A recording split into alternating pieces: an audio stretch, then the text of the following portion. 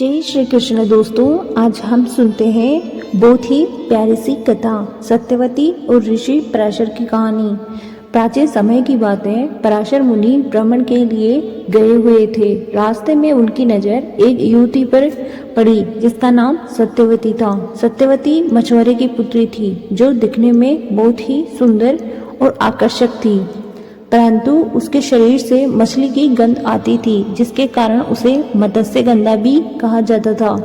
सत्यवती को देखते ही पराशर मुनि का मन विचलित हुआ और हृदय व्याकुल हो गया। पराशर मुनि ने सत्यवती से संतान प्रदान करने की इच्छा जताई। तब सत्यवती ने कहा, यह अनैतिक है। तब पराशर मुनि ने कहा, जल कल्याण के लिए यह आवश्यक है। यह संतान दिव्य होगी, सृष्टि में महान कार्य करेगी। तब सत्यवती ने महर्षि पराशर के सामने शर्त रखी कि बच्चे के जन्म के बाद वह कुमारी ही रहे तथा उसके शरीर से आने वाली मछली की गंध फूलों की सुगंध में परिवर्तित हो जाए। ऋषि पराशर ने सत्यवती की शर्तों को स्वीकार कर लिया और उसे तथास्तु कहा। उनके तथास्तु कहते ही सत्यवती के शरीर से आने वाली मछली की गंध समाप्त हो गई और वह मत्स्यगंधा सुगंधा में परिवर्तित हो गई। समय आने पर सत्यवती के गर्भ से आषाढ़ माह की पूर्णिमा के दिन वेदों में पारंगत एक पुत्र का जन्म हुआ। जन्म होते ही वह बालक बड़ा हो गया और अपनी माता से बोला, माता, जब भी तूने मुझे स्मरण करोगी मैं उपस्थित हो जाऊंगा। इतना करके वह तपस्या के लिए देवपायन द्वीप में चले गए। कठोर तप के कारण उनके शरीर का रंग काला पड़ गया, जिस कारण उन्हें कृष्ण देवपायन कहा जाने लगा। वेदों की रचना करने के कारण वह वेदव्यास के नाम से विख्यात हुए। एक दिन राजा शांतनु यमुना नदी के तट पर टहल रहे थे। तभी उन्हें नाव चलाती हुई सत्यवती दिखी। सत्यवती के शरीर से आ रही सुगंध ने राजा के मन को मोह लिया और राजा तत्काल ही उसके पिता के पास पहुंच गए और सत्यवती के साथ विवाह की इच्छा जताई। सत्यवती के पिता ने राजा शांतनु के सामने शर्त रखी कि मेरी कन्या का पुत्र ही राज्य का उत्तराधिकारी बनेगा, जिसे राजा शांतनु ने अस्वीकार कर दिया क्योंकि राज्य का उत्तराधिकारी राजा शांतनु तथा माता गंगा का पुत्र देवव्रत था। जब देवव्रत को इस बात पता चला तो उन्होंने प्रतिज्ञा की कि वह जीवन भर अविवाहित रहेगा। देवव्रत की ऐसी भीषण प्रतिज्ञा के बाद उन्हें भीष्म कहा जाने लगा।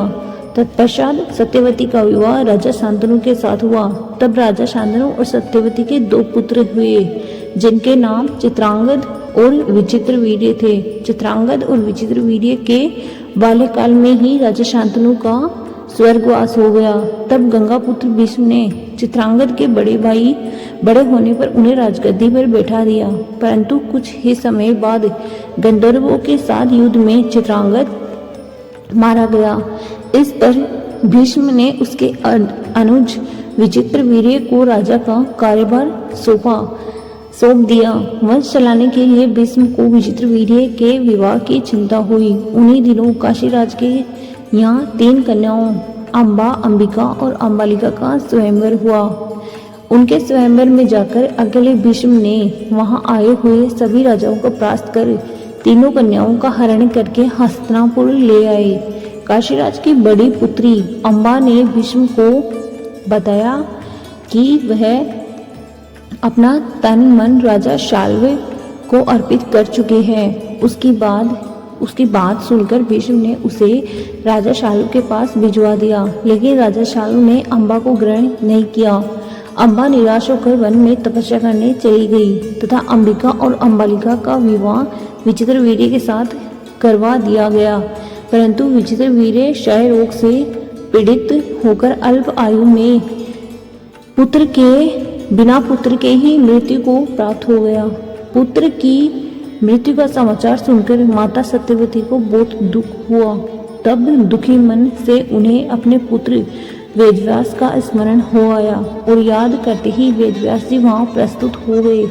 सत्यवती उन्हें देखकर बोली, हे पुत्र, तुम्हारे सभी भाई निसंतान की ही स्वर्गवासी हो गए हैं। अब मेरे वंश का नाश होने से बचाने के लिए मैं तुम्हें आज्ञा देती हूँ कि तुम उनकी पत्नी से नियोग द्वारा संतान उत्पन्न न करो। वेदव्यास जी की उनकी आज्ञा मानकर बोले, हे माता, आप उन दोनों रानियों से कह दीजिए कि वह 1 वर्ष तक नियम व्रत का पालन करें, तभी उनको गर्भधारण होगा। 1 वर्ष व्यतीत हो जाने पर वेदव्यास जी सबसे पहले बड़ी रानी अंबिका के पास गए। अंबिका ने उनकी तेज से डरकर अपनी आंखें बंद कर ली। तब वेदव्यास जी लौटकर सत्यवती से बोले, माता, अंबिका का पुत्र बड़ा तेजस्वी होगा, परंतु नेत्र बंद करने के कारण वह अंधा होगा। सत्यवती को यह सुनकर बहुत दुख हुआ और उन्होंने वेदव्यास को छोटी रानी अंबालिका के पास भेजा। रानी अंबालिका वेदव्यास जी को देखकर डर से पीली हो गई। लौटने के बाद वेदव्यास जी ने सत्यवती से कहा, हे माता, अंबालिका के गर्भ से रोग से ग्रसित पुत्र होगा। इससे माता सत्यवती को और भी दुख हुआ। उन्होंने बड़ी रानी को वेदव्यास के पास जाने का आदेश दिया। इस बार बड़ी रानी ने स्वयं ना जाकर अपनी दासी को वेदव्यास के पास भेज दिया। इस बार वेदव्यास जी ने सत्यवती के पास आकर कहा, हे माता, की दासी के गर्भ से वेदों में निपुण अत्यंत नीतिवान पुत्र होगा। इतना कहकर वेदव्यास जी तपस्या करने के चले गए। समय आने पर अंबिका के गर्भ से धृतराष्ट्र ने जन्म लिया और अंबालिका के गर्भ से रोग से ग्रसित पांडु तथा दासी के गर्भ से धर्मात्मा विदुर का जन्म हुआ। आगे चलकर जब धृतराष्ट्र के यहाँ कोई पुत्र नहीं हुआ तो वेदव्यास जी की कृपा से ही उनके 100 संतानों ने जन्म लिया। धन्यवाद दोस्तों। ऐसी ज्ञानवर्धक बातों के लिए सब्सक्राइब करें, लाइक करें, शेयर करें, कमेंट करें।